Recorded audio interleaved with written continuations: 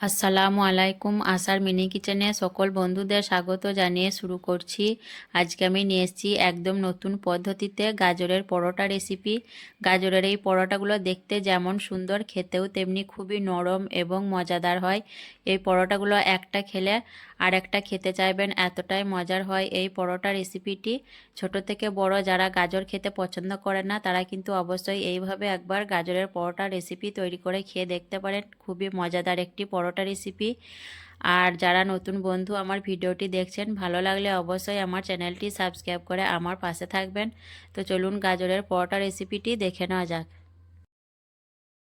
এখানে একটা বাটির মধ্যে আমি 1 কাপ ময়দা নিয়েছি, আর দিয়ে দিচ্ছি স্বাদ মতো নুন, আর চা চামচে 1.5 চামচ চিনিটা আমি গুঁড়ো করে দিয়েছি।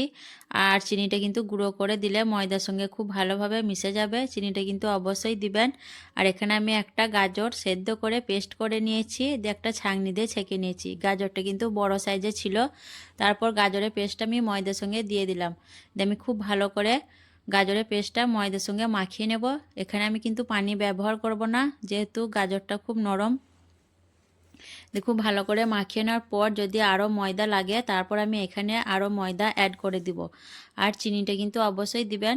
পরোটাটা একটু মিষ্টি মিষ্টি হলে খেতে কিন্তু খুবই ভালো লাগবে, যেহেতু গাজর দিয়ে বানাচ্ছি পরোটাটা। গাজরের পেস্টের সঙ্গে ময়দাটা ভালো করে মেখে নেওয়ার পর মনে হচ্ছে এখনও এখানে ময়দা দিতে হবে। ডোটা খুব নরম আছে, তার জন্য আমি এখানে ছোট কাপে আরও হাফ কাপ ময়দা দিয়ে দিলাম, দিয়ে আবারও আমি খুব ভালোভাবে ডোটা মেখে নেব।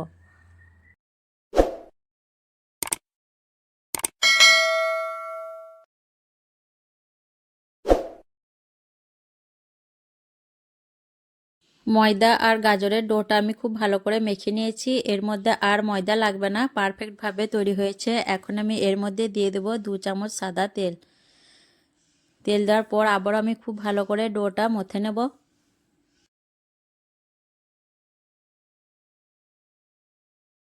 ডোটা দেখুন আমি খুব ভালো করে মথে নিয়েছি, আর সফট একটা ডো তৈরি হয়েছে। এখন আমি এটা ঢাকনা ঢেকে দিয়ে 10 মিনিটের মতো রেস্টে রেখে দেব।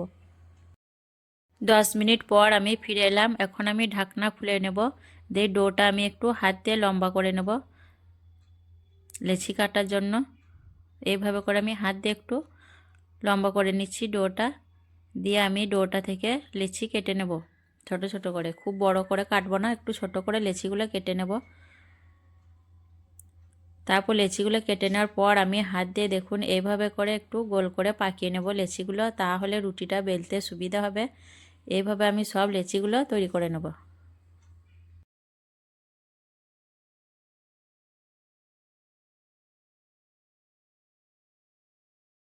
লেচিগুলো আমার সব তৈরি করা হয়ে গেছে। এখন আমি এর থেকে একটা লেচি নিয়ে নেব বেলার জন্য, আর বাকিগুলো ঢাকনা দিয়ে রেখে দেব। পরোটাগুলো বেলার জন্য এখানে আমি একটা পিড়ে নিয়ে নিয়েছি, আর কিছুটা ময়দা ছড়িয়ে দিলাম বেলার জন্য। দিয়ে আমি লেচিটা নিয়ে একটা রুটি বেলে নেব। আর খুব মোটা করে আমি রুটিটা বেলবো না, একটু পাতলা করে রুটিটা বেলে নেব। রুটিটা পাতলা করে বেললে পরোটা লেয়ারগুলো খুব সুন্দর হবে, পাতলা পাতলা। তো আমি একটা রুটি এখন বেলে নিচ্ছি। দেখুন রুটিটা আমার বেলা হয়ে গেছে, আর পাতলা করে আমি রুটিটা বেলে নিয়েছি। এখন আমি রুটির মধ্যে দিয়ে দিচ্ছি 1 চামচ সাদা তেল। দিয়ে তেলটা আমি খুব ভালো করে পুরো রুটির মধ্যে এইভাবে লাগিয়ে নেব। রুটির মধ্যে তেলটা ভালো করে লাগানোর পর আমি দেখুন উপর থেকে রুটির মধ্যে ময়দা ছড়িয়ে দিচ্ছি। ময়দার বদলে এখানে কর্নফ্লাওয়ারও দিতে পারেন। দিয়ে ময়দাগুলো দেখুন আমি হাত দিয়ে খুব ভালোভাবে পুরো রুটির মধ্যে ঘষে ঘষে লাগিয়ে নিচ্ছি।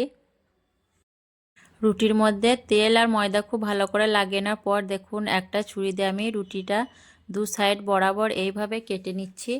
উপর নিচে করে আমি এইভাবে ছুরি দিয়ে কেটে নেব। আর পুরো রুটিটা কিন্তু কেটে দিলে হবে না, মাঝখানটা বাকি রাখতে হবে, আর 2 সাইড এইভাবে কেটে নিতে হবে। রুটিটা কেটে নেওয়ার পর দেখুন আমি পরোটা লেয়ারটা কিভাবে সাজাবো। এইভাবে আমি রুটির এক সাইড পাল্টে দিলাম, দিয়ে উপর থেকে তেল আর ময়দা ছিটিয়ে খুব ভালো করে ঘষে ঘষে লাগিয়ে নেব। আর প্রত্যেকটা লেয়ার আমি এইভাবে থাকে থাকে তেল আর ময়দা দিয়ে ঘষে ঘষে খুব ভালো করে লাগিয়ে নেব। এইভাবে পরোটাটা তেল আর ময়দা দিয়ে লেয়ারগুলো বানালে পরোটাটা খুব নরম, আর প্রত্যেকটা লেয়ার আপনা আপনি ছেড়ে যাবে। তো আপনারা খুব ভালো করে দেখতে থাকুন আমি কাজটা কিভাবে করছি, তাহলে বুঝতে পারবেন পরোটাটা তৈরি করা কতটা সহজ। এইভাবে আপনারাও করে নিতে পারবেন।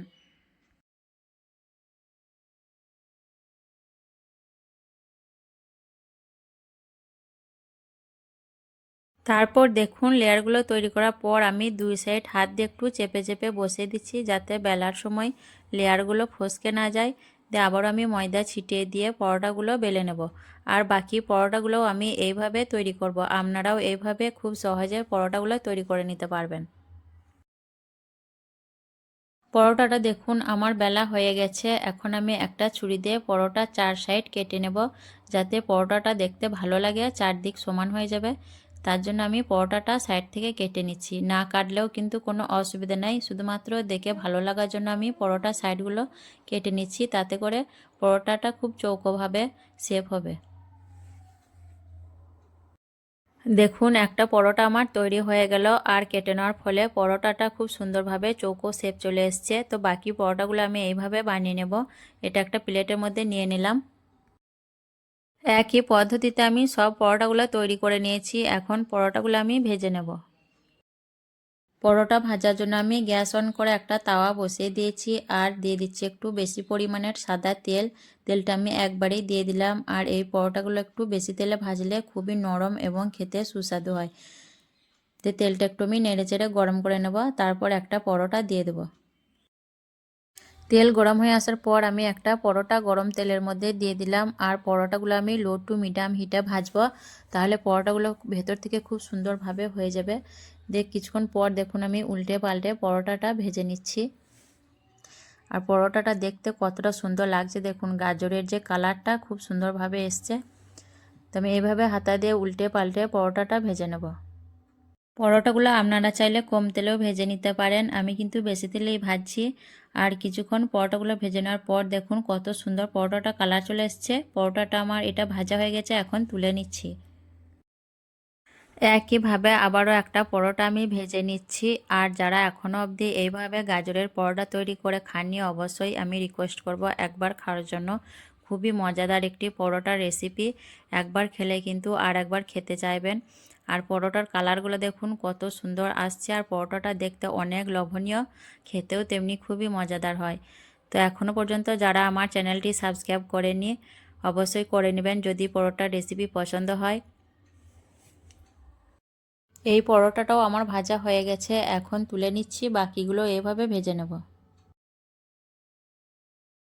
তো আজকের এই গাজরের পরোটা রেসিপি দেখুন খুব সহজভাবে আমি তৈরি করে দেখিয়েছি। আপনারাও এইভাবে বাড়িতে গাজরের পরোটা তৈরি করে খাবেন, খুবই মজাদার একটি রেসিপি। আর আজকের এই গাজরের পরোটা রেসিপি কেমন লেগেছে অবশ্যই কমেন্টে জানাবেন। ভালো লাগলে লাইক করবেন, শেয়ার করবেন, আর আমার চ্যানেলটি সাবস্ক্রাইব করে আমার পাশে থাকবেন। আর পরোটাগুলো আমি ছিঁড়ে আপনাদের দেখিয়ে দিচ্ছি, দেখুন কতটা নরম এবং সুন্দর হয়েছে পরোটাগুলো। পরোটাগুলো দেখেই আপনারা বুঝতে পারছেন পরোটাগুলো কতটা নরম আর লোভনীয় হয়েছে। আর পরোটার লেয়ারগুলো দেখুন খুব সুন্দরভাবে আপনা আপনিই ছেড়ে যাচ্ছে। তো পরোটাগুলো সত্যিই কিন্তু খেতে অসাধারণ হয়েছিল। এভাবে আপনারাও একবার বাড়িতে বানিয়ে দেখবেন। তো আসবো আবারও অন্য কোনো রেসিপি নিয়ে। সকলে ভালো থাকবেন, সুস্থ থাকবেন। আল্লাহ হাফেজ।